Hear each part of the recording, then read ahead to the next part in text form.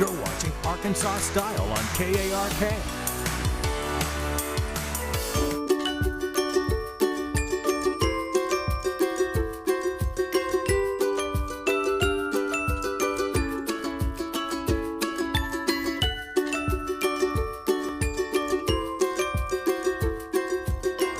What if the most productive thing you could do today is to do nothing at all?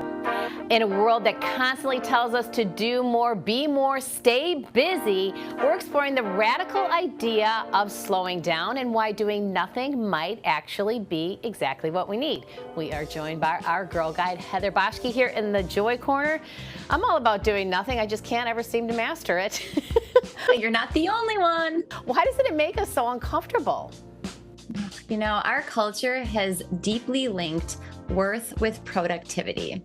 And before the Industrial Revolution, work was tied to land, to life, and to skill. And work followed seasons of daylight and the seasons of fall and spring, and there was a natural rhythm and rest to things.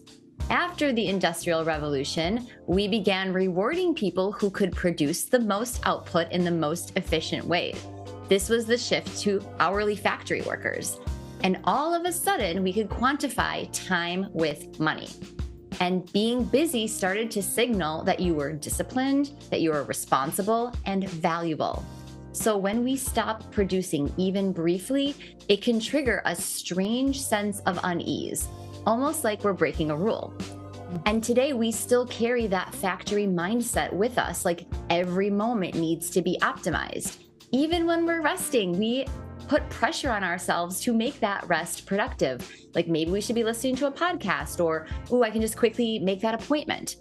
And we've adopted the belief that our value depends on constant output. And that belief can disconnect us from the parts of life that make us the most human. All right. I wasn't exactly sure that's how you would describe it, but certainly relatable. But there's a hidden cost behind being constantly productive. What's this? Yeah, and that's our attention. You know, attention is one of the most valuable resources we have, and it shapes what we notice, what we think about, and how we experience the world. But our productivity culture fragments attention constantly. We are constantly jumping between emails, messages, tasks, notifications, and conversations all day long.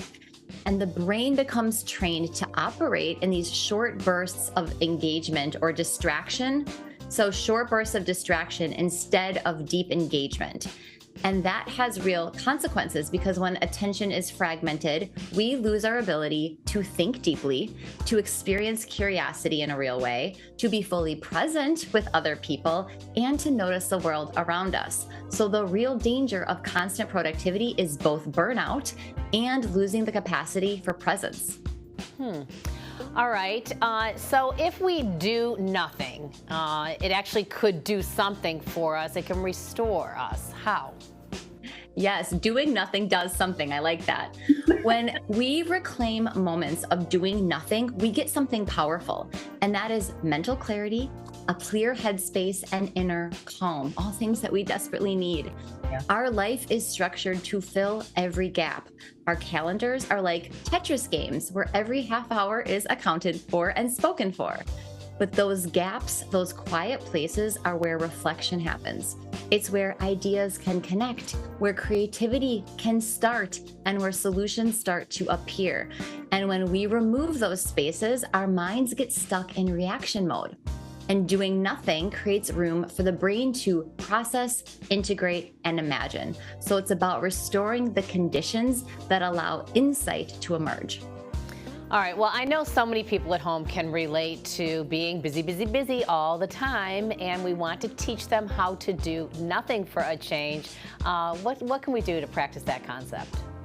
Yeah. So instead of allowing every moment to be claimed by technology or tasks, start reclaiming small parts of your day. And there are 3 easy things to try.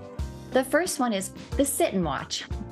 Sit somewhere comfortable in your home or outside, look out a window, watch the trees move, watch the birds eat, and just let your mind wander without steering it, without feeling the need to control it. Just be in the moment, watching your surroundings.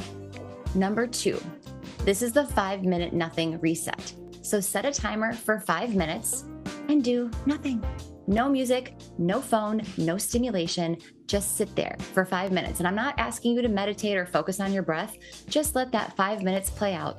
Do nothing. And I promise you, you're going to feel restless at first, but ideas will start to emerge. Number 3, walk without any inputs. No podcast, no playlists, no calls. You will start to notice things again, your thoughts, your surroundings, other people. And that's really what is at the heart of this message. Doing nothing is not about, stopping working or abandoning responsibility. It's about reclaiming your attention so that life doesn't get reduced to a series of tasks. Doing nothing is about removing the pressure to produce, to fix, to optimize, and just let your mind and body settle. When's the last time you just let things settle? Because we were never meant to live as productivity machines.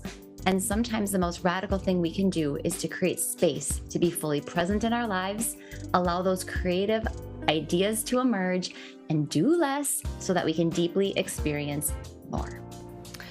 Great advice. Sometimes the best things you can do are nothing. Thanks for the great reminder. That's right. Give yourself a permission to pause. You might be surprised what comes from it.